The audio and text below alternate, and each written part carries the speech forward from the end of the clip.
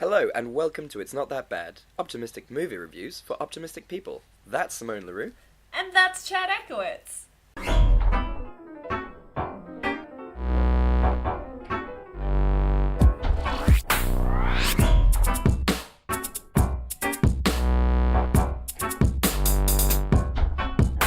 Hey, we're back again in your ear holes for another fantastic episode where we speak to you about bad movies and we tell you, you know what, it's not that bad. It's not that bad.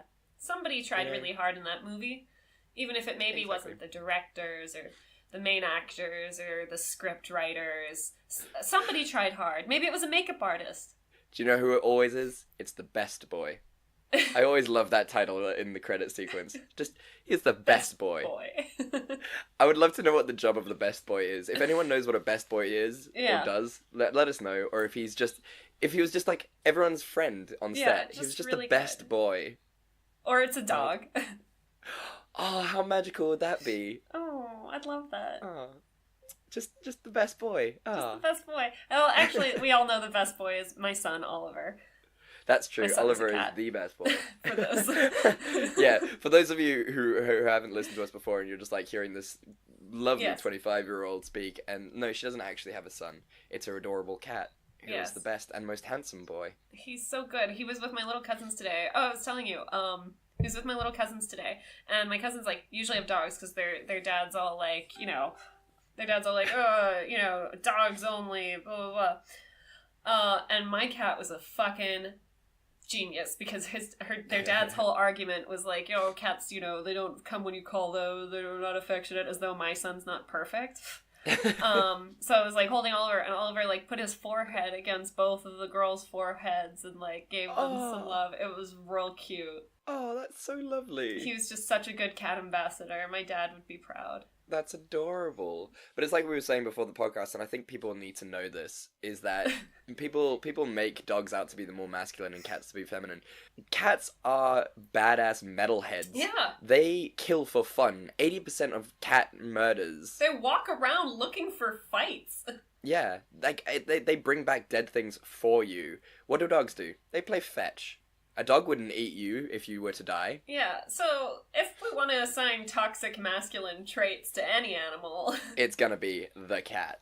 Like, let's be fair. They are the land orcas of of the animal Don't world. get mad just because cats look sexy or doing it. Exactly. So there you go. That's point number one.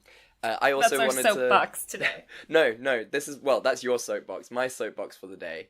And I was thinking about it a lot. Yesterday, for some reason it popped into my head. I am really angry, Simone. Chad, why are you angry? Why do we pronounce the name Robert like Robert, when it would be so much cooler to call them Robert? Because are they a robot? Are they a rowboat? Are they a cyberhuman called Robert? Like, what a cool name. How dare we, diminish the name of Robert by calling it Robert? Or call them Bob, even. How dare you? It's now Robert. If I ever meet a person named Robert, he's no longer Robert to me. They're all Roberts. I'm sure all the Roberts out there will really appreciate that. You're welcome, Roberts. So, what are we talking about today? Besides, we've managed to talk about pets, get on a soapbox, and set a whole group of people. So I'm going to be talking about Underworld today, and what are you talking about? I'm going to be talking about everybody's favorite video game movie, Prince of Persia, Sands of Time. Oh yeah, boy. Just a delightful Jakey Gyllenhaal film that we're all so proud that he did. We sure are. So let's get straight into it then with our first segment. So Simone, what are you drinking today? I am drinking the only liquor that is in my house at the moment. It's left over from Christmas when I had it to feed the Christmas cake, which I fed from October. It was amazing. And it's brandy. Some KWV brandy. Lovely. Did you not have any mixes with it? No, we do not have Coke in the house, and that's the only thing you're allowed to have brandy with. So, I'm from Pretoria. That is true. You know the thing. It's a very niche South African joke. Well, fuck the rest of the world. Fuck our other viewers. We're homespun. We know this. Yeah. Clippy and Coke. Clippies and Coke, yeah. That was my favourite thing about South Africa. I realised we had reached the sort of pinnacle of South African culture when Clippies and Coke came out with like a singular can. Yes, a premix. So like you could just get straight, a premix of Clippies and Coke. God, it was disgusting. Just straight in. It was awful. It just tasted so foul and fucking stale, and there was just no bubbles. Ugh. It was the worst Coke flavor with horrible. just a horrible Clippies aftertaste. Did you ever have, they used to sell it in clubs, it was called a Green Mamba? I think so. Is that cane and cream soda? Yeah, it's cane and cream soda, but it came like pre-mixed, like in a bottle What? called Green Mamba, and it was like 10 rand a bottle when we were in first year. It was disgusting. And I'm pretty sure, like, if I drank it now, it wouldn't even get me tipsy. Because it's such, like, a, 16-year-old drink. Is it sort of like apple sours? It wasn't like apple sours. It was, like, cream soda and cane. Well, not in taste. But, yes. But, like, just in alcohol Oh, potency. man, remember when you used to get drunk off apple sours? Those were the days. Were you... I mean, I'm sure I still could, but... But it would take a lot more. And you'd probably die of Yeah. sugar overload, of hypoglycemia. Yeah, I'd go into diabetic shock. before you actually got drunk. Were you part of my life during the incident with the Springbok night? I don't know if you were part of my life yet. I feel like I've heard of this, though. Yeah, it was the darkest night of my life, and I'll tell the viewers because it's such a lovely story. So in South Africa, there is a wonderful, wonderful bar called Springboks, and on weekends they have a jug night. So it's a 2-liter jug of alcohol that you can buy. Oh, shit, I forgot about Jug Night. How could you ever forget about Jug Night? It's the best night. Yeah, so I went to Springboks and they have a Jug Night, so it's 2 liters of alcohol and a mixer for you for like a dead cheap price. So I started with brandy and Coke, 2 liters of brandy and Coke, and I finished that pretty quickly. And I had never had cane By yourself? by myself, yeah. So then Christ. I'd never had cane and cream soda, so I decided to get one of those, 2 liters as well. Now, for those of you who don't know what cane is like paint thinners but worse. Yeah. Like, it's paint thinners mixed with the made out of devil's sugar piece. cane. Yeah, theory. it's fucking...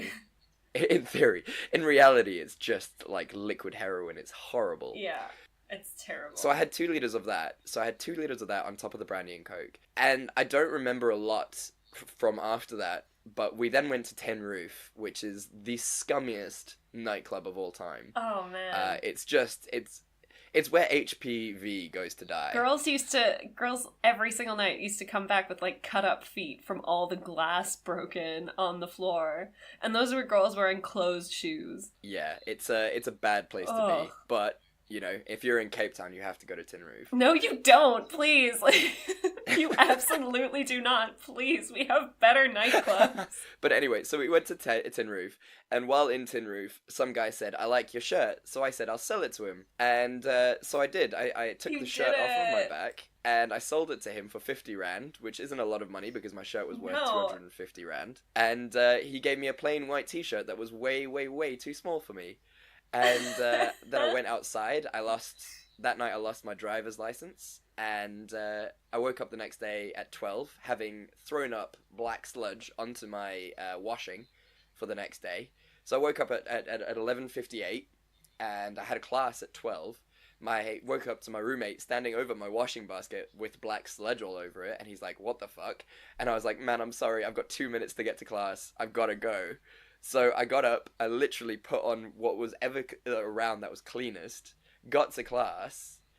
My girlfriend at the time hadn't heard from me since 6 p.m. the night before, so she was pissed. Oh, no. And went to class, somehow did a lesson, then sat outside in the sun to try and normalize, and I looked down at my leg, and on my calf there's a giant blood stain. And I look at my other leg, and it's just like this huge gash in my leg that I have no idea how it happened. So that was my night. So, an allegory for everyone. This is exactly why you shouldn't tell people to go to Tin Roof. Never go to Tin Roof. Never drink 4 liters of mixed alcohol. And, drink responsibly, guys. Seriously. Please. Anyway, on that note, what are you drinking? It doesn't make us sound like responsible adults, does it? No. So I'm drinking something called a Citra IPA. So it's the same nice. brewery company that did Guinness. And it's quite nice. I just found it. It was on a reduced price at this local supermarché. And so it's a lovely little beer. It's got a bit of a citrusy aftertaste. And it's just really, really lovely and sort of bashful. And it's got 5% volume. Okay. There we go. I had to just look Okay. around. So it's 5% volume. So I believe, being brandy, you would win. Yeah, it's 43%. Good lord. Yeah, maybe it's best if I go first. Maybe, yeah, I think you should, because by the end of the podcast you're just gonna be like, I'm sleepy. Let's just. I don't wanna do Underworld. Can we just go to bed? Okay, yeah, you know what? Let's talk about Prince of Persia, The Sands of Time. The Sands of Time. The Sands of Time. Okay. You're so ready. I can just see it in your persona. Your aura is just ready for this film. Thank you. I'm so glad you can sense that through a laptop camera. Okay. The Prince of Persia is Dastan, played by Jake Gyllenhaal. He is not a true Prince of Persia, but rather an adopted prince because it's not important. But he's got two other brothers who are like legit princes. It doesn't matter. His father is Sheikh Amar, played by Alfred Molina, and his uncle Nizam, played by Ben Kingsley. So, Dastan and his brothers, along with his uncle Nizam, decide that they are going to attack the holy city of Alamut, ruled over by Princess Tamina, played by Gemma Arterton. They do this because they suspect, or they find proof, that they are trading weapons to one of Persia's enemies. They storm the castle using some very cool parkour from Dastan, which we'd expect from the Prince of Persia video game. Exactly. They get in, the princess immediately informs them that no, they don't even have forges, how would they be supplying weapons? But Dastan's uncles and brothers don't care. They decide that one of the brothers is going to marry Princess Tamina, and they're going to take over that kingdom. Dastan doesn't quite understand the decision, but he's a little distracted because during the siege he discovered a dagger. He soon finds out that this dagger has the ability to turn back time for about a minute. But before that, on returning to the castle, they are all richly rewarded for conquering the city, and Dastan gives his father a cloak that was given to him by his brother. His father puts the cloak on, and it turns out that it's poison. It kills his father, and he's immediately suspected of an assassination attempt. He escapes. The princess, Tamina, helps him escape, and once they're in the desert, Dastan realizes what the dagger can do. He then realizes that one of his brothers must have planned the attack on Alamut with the specific goal of getting the dagger and being able to control the sands of time. He decides that to go back and inform his uncle so that his name is cleared and whichever corrupt brother planned it can be put away. He sneaks back into the city, gets in touch with his uncle, only to figure out that actually his uncle was the one who planted the cloak, and his uncle is the one who is after the sands of time. His brothers had nothing to do with it. He escapes the city again and starts wandering the desert. Eventually, to get rid of the very annoying Princess Tamina, who he's also attracted to, he sells her into slavery with a bunch of slavers who ambush them. Yeah. Which is, yeah, it's fair. It makes sense. It's what you do. I just... Go on. From there, they both realize, by talking to Princess Tamina, that they actually have to protect the dagger and stop Uncle Nizam from getting to the Sands of Time. Otherwise, he will use the Sands of Time to go all the way back in time to when he protected his brother, the king, from a lion, thereby stopping himself from ascending to the throne. Hijinks ensue, in which both of Dastan's brothers die, and Tamina dies, all in defense of the dagger. Luckily, Dastan gets to it just in time as the dagger is piercing the hourglass of the sands of time, and he turns back time all the way to before the siege, so none of it happened, and it doesn't matter. And they live happily ever after. There's two things I want to just say straight at the first, is that I love when we do a plot synopsis and we go hijinks ensued, because that essentially just means there is way too much bullshit in the plot that we didn't want to talk about. It doesn't matter. And also, what is the point of me talking about it when they're going to do the laziest writing trick of all time and be like, but none of it happened. They went back in time. He stopped it all. Nobody died. Nobody sacrificed anything. It's a really shitty plot point, and it's also this, it's how, the worst film from the X-Men universe came to be, which is Days of Future Past. Oh, really? That's the worst film from the X-Men universe? What do you think is the worst film from the X-Men universe? I hate that film so very much. Everything in the original trilogy? Come on. Wow. Come on. That is a watch them that is again. A bold Watch them again. statement. That is a bold statement. I will watch them again, and I will see. But that is a very bold statement, and I feel like people are going to be very angry at us for that statement. But I stand by it. It was a shitty trilogy. They knew it. So I loved I loved the games. Let's just say that. I don't know if you ever played them. The games? The games. Oh, yes. I did play the games. I really enjoyed them. And so I was really actually excited for this movie to come out. Especially with Jake Gyllenhaal. Like, I know, he's not Persian. And I do love that Americans believe that anyone who isn't American must just be, can be sort of, replaced with anyone else of any other nationality. I mean, as long as they have a sick tan, they can be Persian, right? Yeah, that's how it works. So you've got, Jake Gyllenhaal doing an English accent, which isn't half bad. I mean, it wasn't the best I've ever heard, but I guess it was supposed to be sort of an ambiguous, foreign accent. Yeah. So... And it's always English. It's always... I know, I just wish that he'd gone, full English and been like, "Oi, mister!" That would be perfect. Just as a street child, he's like, "Oh, run, it's the Rozzers!"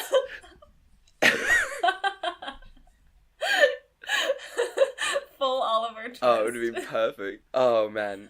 So what did you enjoy about this film before we get into sort of its downfalls? You know who I loved was the supposed slave trader guy who was actually just running a tax haven gambling den in the middle of the desert where they gambled on ostrich races, which are a real thing, by the way. Yeah. He was so fun. That character brought much needed life and levity into the situation. He was so great. He was awesome. I loved him. I loved his hitman dude from Africa. So they start off saying that he's from Somalia, which is interesting because he's wearing a leopard skin and there aren't leopards in Somalia. And then he says, he talks about what he learned on the plains of Namibia, which is not Somalia. Far away from Somalia. Should we include a map in the footnotes just so that people, kind of understand? I mean, we can. what Africa looks like. So I guess he was just sort of broadly African, which I think is a little offensive, but he was a very cool character. Oh, he was great in that scene where he's fighting fighting the demon up in the tower.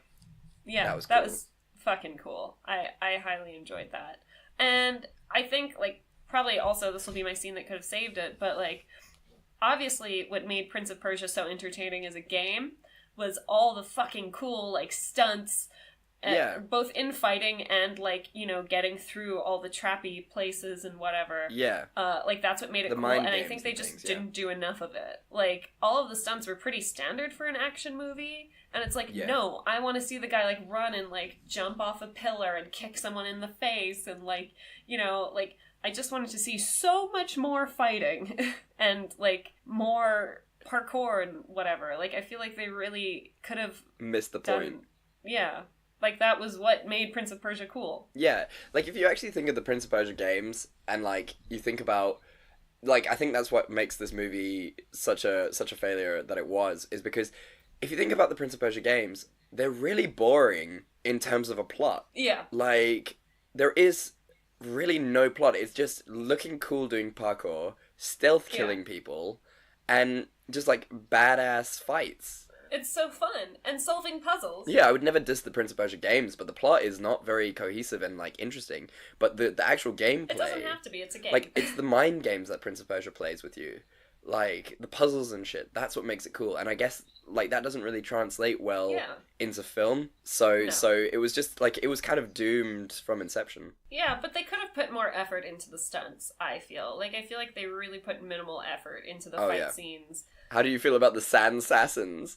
Apart from the dumbest name ever. It was so... but I've actually got an interesting piece of trivia about that, because they're actually called... It's the Hashashans. Oh, okay. Which was an actual, a name of an actual, assassin organization or, hitman organization. And that's where the word assassin comes from. Oh, that's awesome. So it's actually worked back that way. That's cool. Yeah. So somebody, did 2 seconds of research. Well done. Which is nice to see. Which is nice to see, which is a huge change from these films. Yeah. Yeah. But it was so poorly integrated into the plot. Like, the assassins basically contributed nothing to the plot. But No. I guess, considering he just went back in time, nothing contributed anything to the plot. So It could have been done in 4 seconds. We could have just avoided this Yep. film. Whatsoever. They would have also, if they had done any research, realised that the Persians didn't really ever take slaves. They weren't a very slave-based culture. In fact, they were very No. sort of... they were all about integration. and inclusion into the Persian Empire. So the fact that old Jake Gyllenhaal makes that lady a slave would be completely against any policy. Can we talk about also, though, how fucking cool he is? Like, he just sells her into slavery. He's not like, oh, but, like, be nice to her or whatever. He's like, yeah, fucking kill her, whatever, I don't care. And it's... it's so dick, and she's not even that mad about it. Yeah, it's slavery. Like, he's just like, oh, you. And it's like, you could be treated horribly. Yeah, as slaves are. Like, that's not just, like, a cool thing. Like, but she's made into, like, a waitress, which is, like, really chill.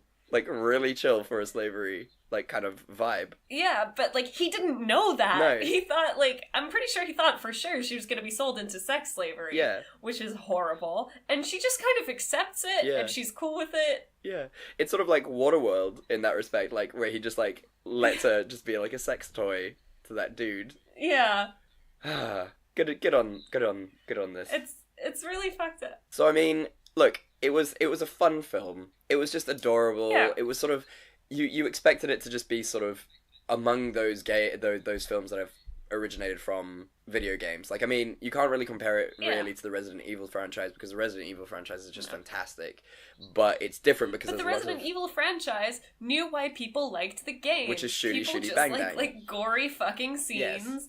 Where, like, some chick in a miniskirt is killing zombies. And they just kept doing that with Mila Jovovich, who's the only person who can do that. Exactly. And it was great. It was perfect. I will defend those movies. No, they are great films. There's no doubt about it. They are a perfect blend of They're exactly what shooty, they bang, are. bang, and sex stuff. Perfect. How did you feel about the relationship? Because that's something that we talk about quite often on this podcast, is about sort of how sort of forced the relationships are. I don't understand why, like, if you have a strong female character, she also has to be, like, shrill.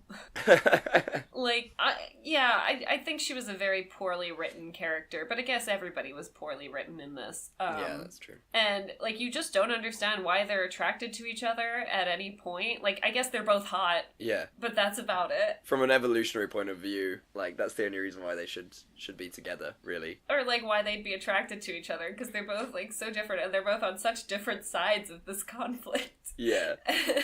It's really strange. I love it in the beginning of the film before all the shit kicks off, and he's like, oh, I shall take her as yet another bride of mine, says the older brother, and then the king's like, no, Dastan shall have him. And it's like, what? Does she, okay, that's fine. Cool. Yeah, fair, fine, that's how you want to roll.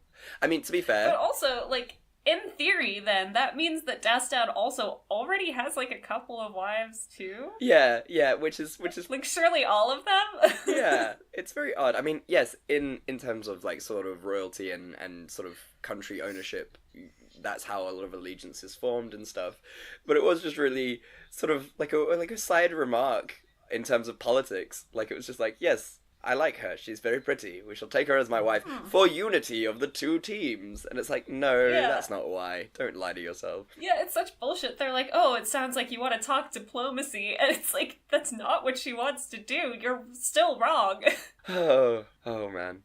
So yes, your scene that could have saved it then is basically be more like the games, yes? Lean into it. Yeah. Just get, like, they had a pretty good director, but we'll get into that. But, like, they just needed a fucking balls-to-the-walls stunt team and stunt coordinator. Like, Mad Max type stunts. They needed fucking gymnast stunt doubles.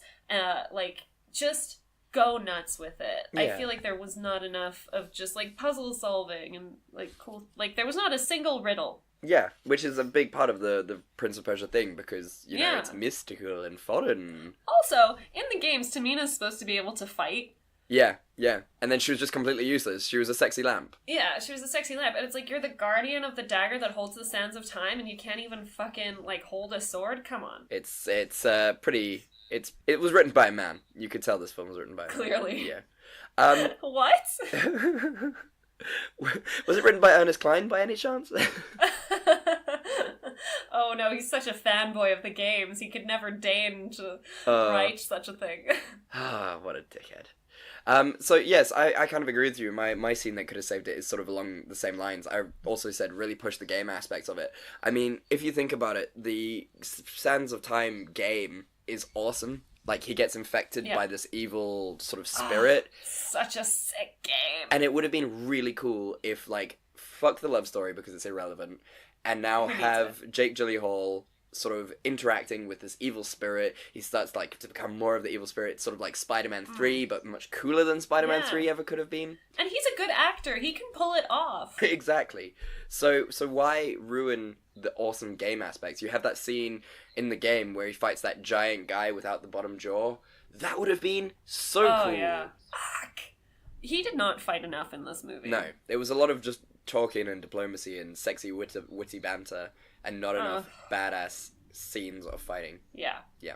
Yeah. And even the assassin with the cool whip things and blades, that was so underplayed because it was such a cool weapon in the game. Yeah.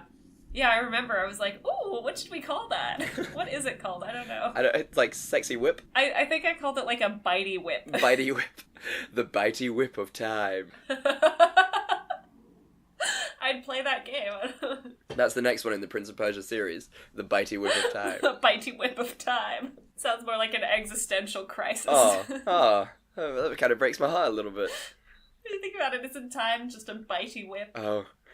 She says, sipping her brandy. Do you have, like, 8 candles? Like, please tell me you don't have any lights on and you're just, like, sitting with candles around you.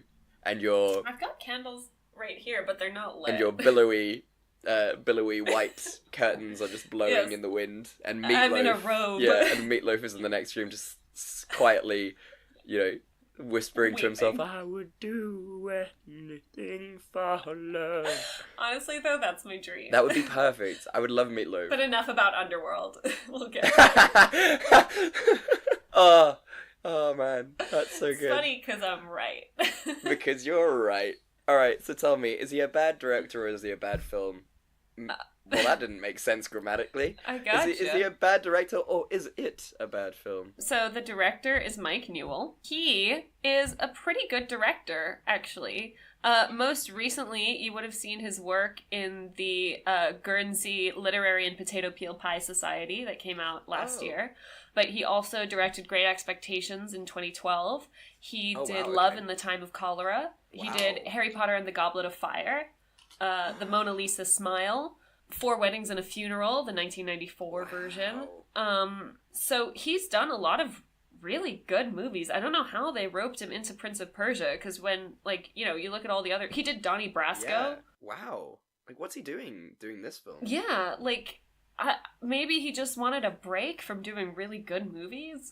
Maybe he lost a bet. That sounds more sort of... Yeah, I don't know. Maybe he was just looking for something fun. But... yeah, he's a very good director. I think this film was just something, you can't save a bad script. No.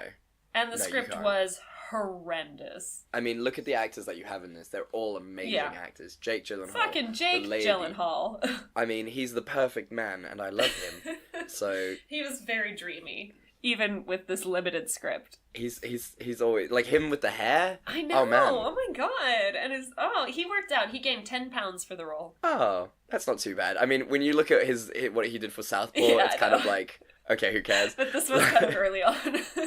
Yeah, as we learned from... he was so good in Southpaw. Not just, his body, but just the him acting, in general. I actually might watch that tonight, because it's such a fucking good film. It's so good, but, it's so sad. It's very, very sad, but so beautiful. And I mean, Jake Gyllenhaal, as we learned from High Strung, is what we now call sexy fierce. He is sexy fierce. And there's also something so vulnerable about him. Yeah, you can, you can fix him, but he doesn't need fixing, because he's perfect. I get why Taylor Swift was in there. I get it. Did they date? Yes, very, long ago. Wow. And they're not married? That makes Yeah. no sense to me. I get the sense. I love Taylor Swift so much, but I get the sense that she's very particular. I like how you avoided using the word crazy because... I don't want to use the word crazy. No. Like, I want to support women. Yeah, I think... But I get the sense she's lovely, but she's very particular. Yeah, I mean, it's all in her manifesto, which is blank space. Like, let's be fair. The song Blank Space is who she is as a person. Oh, shit. Who is she? Nah, nah, nah. I will cut your fucking eyes. Like... Yeah, that's but she is a nightmare dressed as a daydream. I love her so much. I would date her. Except Reputation. I'd go on that rolling. Reputation was a bit of a... Yeah, I liked some of the songs. We won't get into We it. won't If get we go into down it. a Taylor Swift rabbit hole, we'll never get out. Mm-mm. Which we will this coming Valentine's Day. Just a quick sneak shot into what's coming up in everyone's futures is a sexy Taylor Swift Valentine's Day. Are we? She is in Valentine's Day. Oh, are we going to talk about Valentine's Day for Valentine's Day? Well, that's the film I was going to do. I didn't know if... Oh, shit. Okay, well, we'll get into it. We'll get into it, like, what, 2 weeks from now, Yeah. I guess? Yeah, well, it'll be 2 weeks from now for... No, it'll be a week from now for the listeners. Oh, shit, okay. What, are we recording it next week, then? Yeah. Oh, okay, well, that saves me finding another film, which I already have. Yay, there you go. Okay, cool. Well done, Simone. That was Thanks. that was Vaguely that was, coherent. that was interesting, or as you described it, particular. Particular is my new backhanded insult. It's beautiful. Hey. So Tell me about Underworld, Chad. I'm so excited for Underworld. I'm Me ready too. to defend it to the end. Okay, so plot synopsis. Here we go, everyone. The world is filled with vampires and lichens, short for lycanthropes, most commonly known as werewolves. These are the Immortals. Thousands of years ago, the vampires enslaved the lichens as the day guardians of the vampires. That was until Lucian, a lichen, played by Simone's favourite Michael Sheen, fell in love with the vampire Sonia, played by Jasmine Damac. What made this love worse was worse than the clear abomination it was to both species. Sonia was the daughter of the oldest and most powerful vampire, Victor, played by Bill Nighy. Victor condemned his own daughter to death and forced Lucian to watch her die. On the fateful day of the execution, Sonia was murdered but Lucian escaped, created an uprising, and freed the lichens from slavery. These events started the War of the Immortals. This brings us to now. The lichens are few in number, and an elite squad of vampire assassins called Death Dealers have all but hunted them to extinction. We follow the story of the Death Dealer Celine, played by Kate Beckinsale, who is perfect, on a routine hunt. She notices that two lichens are following a human. She follows them to kill them. There's a massive shootout, and Celine has to flee. She reports the weird behavior to her boss, and the current leader of the coven, Craven, played by Shane Brawley. Craven says that nothing's wrong, that the lichens aren't a threat, and that there is no need to worry. Also, Craven super wants Celine, even though Celine has made her feelings clear that she does not like him at all. She doesn't trust Craven, and so goes to dig up more information about the human the lichens were following. She also doesn't believe Craven when he says that Lucian died all those years ago.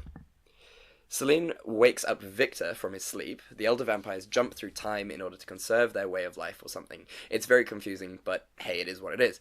And shares her memories with him as evidence of Craven's lack of leadership, as well as her lichen conspiracy. Victor wasn't supposed to be woken up for another century. It was supposed to be Marcus's turn, who is another elder. And it was his turn to wake up, and the ceremony was supposed to go down with some of the other high elders coming back into town in like a week or so. Victor is pissed, Craven is pissed, and of course Celine is pissed that no one believes her. Meanwhile, we found out that Lucian is actually alive. The human they're chasing down is a direct descendant of the very first immortal. This guy had 3 children, 1 vampire, 1 lichen, and 1 human. It turns out that Marcus is one of the direct descendants of the vampire child. The human the lichens are chasing down is the direct descendant of the human ancestor, and is believed that if he, the human, was bitten by both werewolf and vampire, he would become stronger than both. If he sides with the lichens, they can finally take down the vampires. This young man in question, his name is Michael, played by Scott Speedman, which is the best name of all time. Celine tracks down Michael, and for some inexplicable reason, they fall in love with each other. They run away from both vampire and lycans, but during one of the skirmishes, Lucian bites Michael, turning him into a werewolf. Later, during another skirmish, he is shot by Craven and is about to die until Selene bites him, turning him into the only one of his kind, a were-vampire, which is my name for it. Not the movies, this is what I call it, were-vampires. Victor hates the idea of this were-vampire abomination and goes to kill him. He almost succeeds until Selene intervenes, killing Victor, and the lovers run off, hunted by both vampire and lycan. In the final moments, we see that Marcus is being awakened by the blood of a werewolf. This means that he too will now become a were-vampire because of reasons, and so this sets up the sequel quite nicely.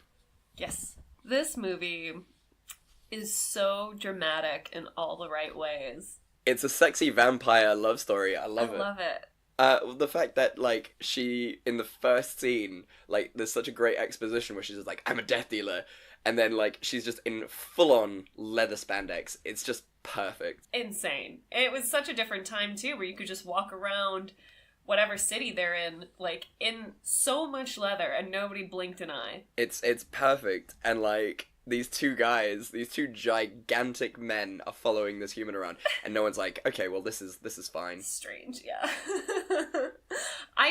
So my thing, what I kind of fixated on was the lifestyle that the vampires lead. It's so wonderful. They all live in a big clubhouse, but you're not allowed to stay out all night, because, like, in theory it's not safe, even though apparently there aren't that many lycans around, or they don't think there are. So, yeah. Like, you're in their clubhouse, you have to come back, and everybody just sits around in leather and corsets all day in the parlor. I don't know doing what. I assume they all just have sex with each other and, like, they're just smoking. Drink blood out of wine glasses. And then, like, they have parties, and that's it. That's all they do. Like, if you're not a death dealer, that's all you do. And if you think about it, that means Selene is, like, this big nerd who just, like, doesn't want to go to parties. She just wants to research stuff. And I love it. That's actually a really good point that I didn't even realize. Like, she's actually just, like, she's a huge nerd. And everybody's like, oh, are you coming to the party? And she's like, no, I need to see what the lycans are doing. And they're like, oh, you. I love it as well, like, that, like, everyone loves Craven but her. Like, her best friend who's like in this film, and she's like, oh, Craven was really hoping that you'd be on his arm tonight, and she's like, no, I've got lycans to hunt. And she's like, fucking loses her shit. Like, she doesn't have time for boys. Like, it's nuts. It's so good. And then, like, in that scene, like, throw on something cute, show up to the party. Oh man, there's a great Key and Peele sketch about it. Like, sexy vampires. Yes, sexy vampires, I watched which we will include. It's so perfect. I love sexy That's vampires. Exactly how I feel. Oh, I just got bit so I could see future cars. It's so lovely. I love that bit because, like I guess, you know, all I could think of was, like, they're smoking a lot of cigarettes, and then I realized, like, they're immortal, so it doesn't really matter. Yeah, but, like, if I had immortality, I think maybe the last thing I would do is, like, chill out in some loser clubhouse, like, having to wear uncomfortable leather and corsets all the time. Does nobody wear sweatpants in the mansion? Yeah, no, apparently not. And apparently all the men have to have at least 3 buttons open. Like, that's just a general rule. Well, also, like, all the girls are wearing push-up bras constantly. Yeah. Do you think, like, vampire recruitment, they just go out and be like, yes, you have spectacularly alabaster marble breasts. We shall now turn you into a vampire. That sounds horrible. Or do you think it's like a Twilight situation where you're not, like, super hot before, but then when you become a vampire, like, it just puts you at your optimal weight and hair highlighting levels? Maybe that's how it works. Maybe that's why. Well, I mean, like they explain in Twilight, and I can't believe I'm using this as an example, but as they explain in Twilight, like, everything about a vampire draws you into them. True. Oh, I feel dirty just saying that. I mean, I'd make steamy eye contact with Selene on the train. Oh, always. Oh my god. Like, even the lighting within the mansion is perfect for, like, their complexion and everything. Is there not a single well-lit room? No, there's no well-lit rooms. They're all by gas lamp.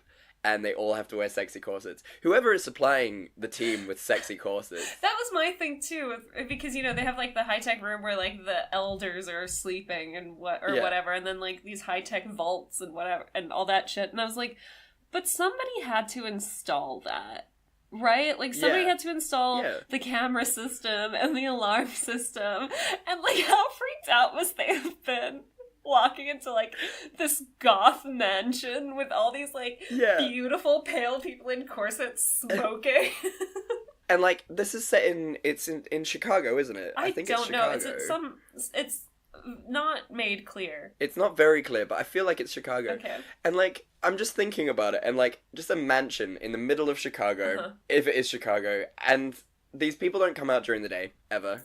They're all sort of, like, weirdly night people, and every now and then you see, like, a Maserati leave with sexy leather-clad people. You're gonna start to ask questions. Like, the city of Chicago is gonna start to be like, Although, like, as a city person, I don't give a shit about my neighbors as long as they keep it down. You know what I mean? Yeah, but they wouldn't. They'd be partying all night because that's all they get to do. Can you imagine inviting yourself to, like, one of their parties? Like, one of them felt bad. At, like, 4 in the morning, like, hey, do you guys mind keeping it down? Guys, please. Who plays the harpsichord anymore? Craven comes out in his, like, billowy shirt, and for some reason there's, like, a wind machine behind him, and he's like... Pardon me, I didn't realize we were so distracting. You're not. Just shut Just please up. stop it. Would you like to come in for a little snack? Why are you laughing at that? Why are you laughing? Oh, it's just 4 a.m. What could I conceivably eat? Oh, that's just a joke amongst my people. Oh my god, you're a vampire. It's fucking obvious. I don't care. Just shut up. Oh man. But do you know what's scary about what your imitation of Craven was? Is your accent there in that tiny speech was more consistent than him throughout the whole film. Nobody had a consistent accent throughout the entire film except Michael Sheen, who was weirdly sexy. Oh yeah, he's a great bum. He's a great homeless person. I don't understand. I was like, why am I feeling these feelings? Like, you have a special... I think it was like the eyeshadow and the hair, and he also had a couple of buttons undone. You have a special thing for Michael Sheen, let's be fair. We're not going to get into it, but... We can. We can't afford to have another, 2 minutes of me cry laughing. Yeah, so we'll just leave it there. But yes, Michael Sheen was gorgeous there. I love Bill Nighy's character as well. I would love to be... Bill Nighy is always a star, though. I would love to be that authoritative that if someone's speaking and I don't want them to speak anymore, I can just go, and they'll stop. That's the dream. You can when you're Bill Nighy. You can. But, if anyone else did that, if you were just like, oh, hey, but I'm sorry, I was late for the party, and, if someone just went, you'd be like, bless you, I think. But overall, I really enjoyed this movie. I thought the fight scenes were dope. They were unrealistic, but I loved them anyway. They were good. Perfect for the genre. They're so good. That final fight scene between Scott Speedman, oh yeah, best name of all time, again. And also, speaking of bitey whips, that other guy who had the bitey whips. Yes, the bitey whip scene in this film too was excellent. He was a very sexy vampire. He's the house favorite during Wednesday orgy. I have to imagine they have regular orgies and they're really boring. Yeah, they're just sort of touching. No one ever has sex. They're just touching and sexual grabbing. And hissing. Yeah, and hissing. No one ever actually has sex within the mansion. They just... It sounds like purgatory. Nothing is done to completion. Everything's just really slow and just yeah. I mean, that's the Anne Rice influence, isn't it? It really is. She with Lestat and his vampires, they were just sexy New Orleans vampires that became the genre standard. And they could not have sex. No. So wonderful. I really enjoyed the fact, and I think it's a testament to Bill Nighy, is the fact he's got arthritis in his pinky and wedding finger digits. So him holding a sword was fucking cool because he couldn't hold it properly, but he just made it look really cool. He is just such a cool guy. Yeah. It doesn't matter what role he does. He's just fucking rad. I love him. Did you ever watch The Boat That Rocked? I love him in that. He is just, like, it's the coolest such a guy. perfect movie, though. It is a perfect movie. And he is amazing in it. He's good at everything, because now I'm thinking about him in About Time, too, and he made me cry in that movie. I hate doing this. That's the reason I hate doing this podcast, is because we mention films, and I'm like, I want to watch that now. Like, already, now I'm like, okay, so I'm going to watch... I waste so much time. I'm going to watch About Time, and then I'm going to immediately move on to Southpaw. Which is probably not the right order to watch those films in. Ooh, yeah, I'd watch Southpaw first. Especially Rachel McAdams in both of them. Oh yeah, that's true. That is true. Nice. So, tell me, what's your scene that could have saved it, dear friend? Boy, oh boy. I mean, I don't want to say, like, I want to see more of, like, the Lycans' history, because they do a whole prequel, which is really good as well. Like, I highly enjoyed the prequel. I doubt it got a good critical rating, but... I loved it. I guess I would have liked to understand the vampires a bit more. And also, so my favorite bad fantasy trope is you have all these badass characters, but then there's always a scene where all of them, even like the tomboy cool girl, they need to be in ball gowns or like party dresses or whatever. It's my favorite thing. And I would have actually really liked to see that ball party thing. Yeah. And just sort of see, like, there was the other old vampire who got killed, but she looked really fucking cool. Oh, she looked awesome. Yeah, Amelia. Yeah, she looked so cool. She was wearing this sick dress. She had great eye makeup, and then she just gets murdered, and I felt like it was wasted. Like, I would have liked to see all the vampires just being, like, really bitchy and steamy with each other. Yeah. Like, let's lean in. Yeah, like, really passive-aggressive with each other. Proper old school English sort of sensibilities. Yeah, that would have been really cool. I think that fight scene as well on the train where the Lycans just come in and just like fuck shit up. It would have been really cool. Is it really a fight scene or a massacre? It was just a massacre. Yeah, I think it would have been really cool if like, and I get that it was an ambush and so the vampires weren't supposed to do stuff, but it would have been cool because these are supposed to be like really old vampires who know shit and are really really cool. It would have been cool to see them like fuck shit up a little bit but still die. That would have been cool. Yeah. I feel like they kind of did the vampires a disservice in this and showed them, like, just one aspect, which is them just being really decadent and weird. And really sexy. Instead of, like, badass fucking murder machines. Yeah, exactly. Like, it was very one-sided in terms of that. Yeah. Yeah, it's, good point. But yeah. For me, my scene that could have saved it was definitely that the relationship made no sense. No. Why Michael and Celine... like each other. I mean, I get why he was attracted to her. Yeah, I mean, how could she not be? I mean, sorry, how could he not be? But, like, he's just this helpless human. I think he has a very salt-of-the-earth kind of vibe to him. Like, in the first fight scene, you see him, like, dodge out of the train to help some woman who got shot in the shoulder. Yeah. And he's got, like, these, like, kind of nice broad shoulders and a very approachable face, and I think that there's something, like, he's comfortingly attractive. He and is. He's a doctor, so I can kind of maybe get how somebody like Celine, who's surrounded by, like, these, like, foppish, stupid vampires, would really appreciate the more, like, solid aspects of him. But again, that's not, like, super explored in the movie. No, they sort of kiss by accident. Sort of. Like, it's a really weird scene where they just, like, touch lips and they're like, oh, damn, okay. Like, it would have been made more sense if, like, he made her laugh, which would have been, like, completely out of character for her. Like, if she had, like, a cute snort laugh, like, he did a joke and then she was like, oh my god. It would have been really cute. That would have been adorable. Yeah, or just, like, someone, like, I know she's the badass vampire there, but just, like, someone who made her feel, like, safe, or, like, someone who was a big nerd with her. Yeah. Or... Yeah. It would have been really cool, but no, we missed out there. But yeah, no, I think that's also a good scene that could have saved it. Like, I want to root for them as a couple, but I don't have a reason to. No. And so tell me about the director. Right, so this guy, Len Wiseman, he's actually, like, I'm actually really surprised by what he's done. And it's awesome.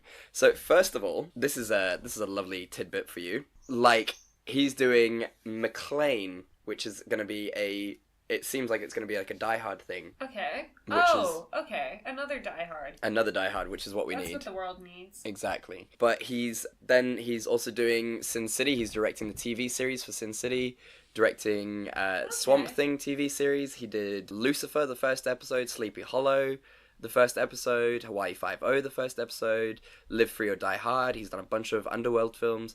So I think this is sort of, he's very good at actiony films, and I don't think there's anything wrong with this. So I'm going to say neither.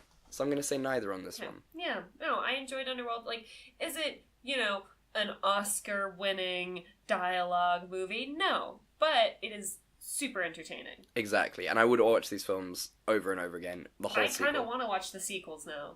Yeah, and I'll definitely rewatch the prequel. I loved it. Yeah, it's beautiful. It's absolutely perfect.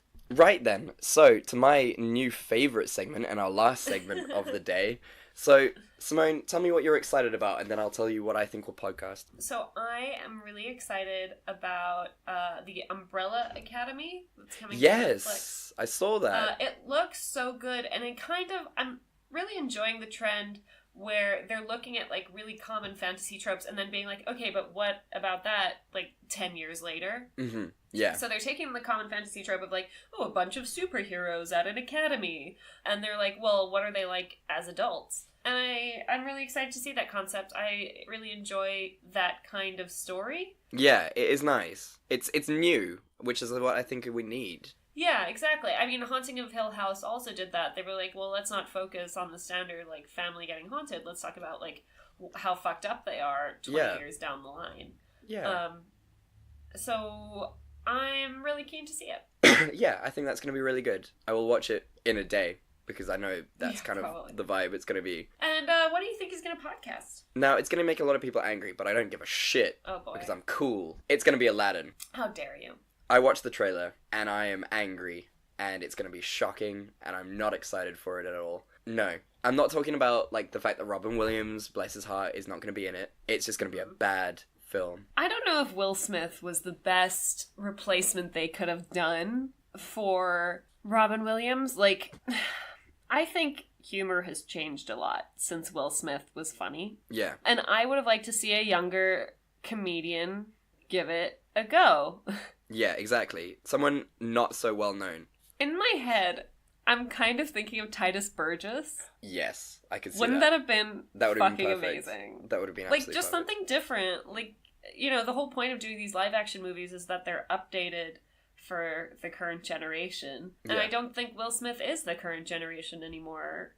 No, he's not. I think he's just a big name to try and make this film sort of a thing. Even fucking, like, Donald Glover, like, I don't know, fucking John Mulaney. I don't, like... Yeah, someone new and current. Like, I'm not saying that Will Smith is done, because he's not. He's just not right for this, I think. No. So, yeah, looking just from the trailer, I'm like, there's a reason these films were animated. It's the same way as if you try and made the Disney Hercules into a live-action film, it just wouldn't work. At some point. They will, but, like, the point of them being cartoons is that the shapes of the cartoons make it funny, make it enjoyable to watch. Like, Aladdin's waist is just ridiculous. No one is a size 2 waist. Like, it doesn't make sense. And that's what's funny, and that's what makes it amazing. And I just think Aladdin's going to be a bit of a failure. So there you have it. Well, I hope you're wrong, because I really love Aladdin. And I'm excited that they're at least not whitewashing the whole movie. Yes, that is a dream.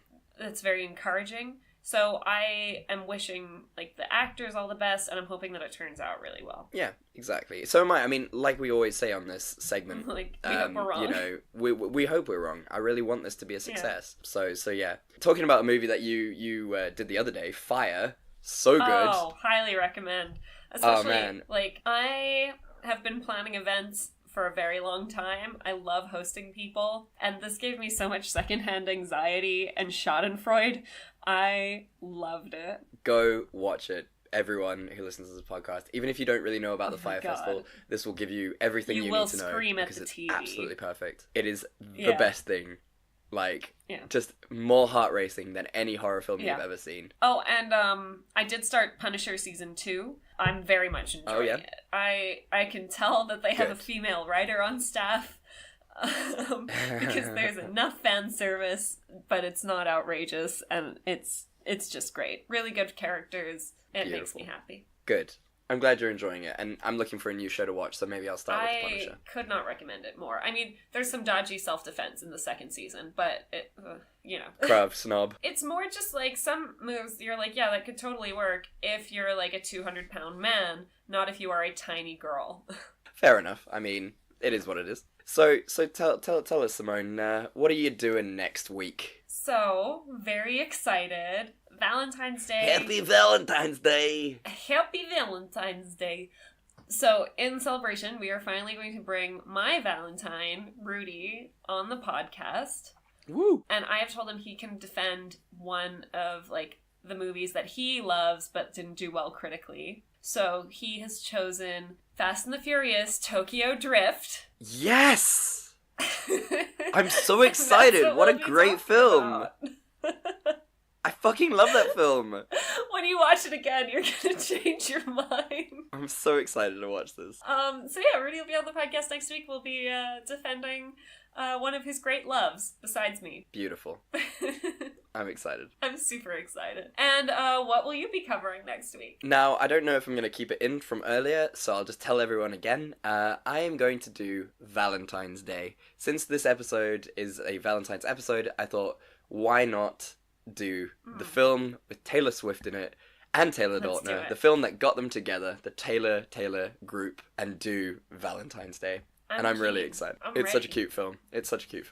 So yeah, that's next week. And, we did it again, Simone. We've done it yet again.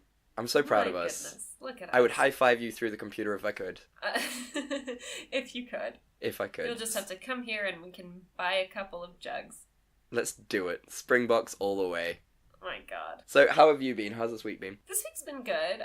It's been a little quiet for me, but it's been nice. I finally got my bullet journal that I ordered, so I've been filling that in, which is really fun. It's been nice to do, and it's nice to organize my life a bit. And then you got my Christmas present as well. Yes, I did. It's very exciting. It's a print of the front page newspaper from when Charles Manson was arrested. Yes, so it's very exciting. Charged. I think it was charged, but yes. Charged. So it's very exciting. Yes, I'm so glad you finally got it. And how are you this week? I am good. I'm finally recovered from my illness. I only have a little bit of a blocked nose now, so I'm happy. Week's been very good. I'm currently halfway through a fantastic book called The Cabin at the End of the World by Paul Tremblay. I'll link a link to it in the description below. But what a film. What a film. I think, what a book. What a book. Everyone, I think you'll enjoy it. I've been binge watching a bit of TV. I finished Sex Education last night. Okay. So good. Made me cry like a baby. Nice. I also finished all of Kimmy Schmidt because they released 8 new episodes. Also made me cry a little bit. It's just been, last night was just a bit of a cry fest for me over the various films and TV shows that have come out and are now finished. Yeah. And yet again, I am looking for a new TV show, so I will probably watch Punisher now. Yes, I highly recommend it. Yeah. So there we have it. Yet another week done. Tell us where the people can find you, Simone. They can find me on Instagram at simone.le.raux. They can also visit both of our articles at forgeandflint.com, and then they can follow the podcast at It's Not That Bad 1 on Twitter and Facebook, and at It's Not That Bad Podcast on Instagram. And they can email us at itsnotthatbadpodcast@gmail.com. Yeah, please do email us in with your thoughts and what you would like to see us do, and if you have any questions or any corrections. We really do enjoy, engaging with you guys. I mean, you're the reason we're doing this, apart from the fact that we just love chatting film to each other. So please do get in touch. We really, really appreciate it. You can also find me on Instagram and Twitter at chatsby1993, so that's CHADSBY 1993. You can also find me on Forge and Flint for all of our articles, short stories, and poetry. And, as we say every week, give it a subscribe, tell people about the podcast, give us comments, give us a rating. It really, really helps us get the message out there of, the world needs to be a bit more optimistic. Things are shit. Let's make them better. But they're not that bad. Let's be the jar. let's be the jar rule of the planet and just pretend that everything is going to be okay.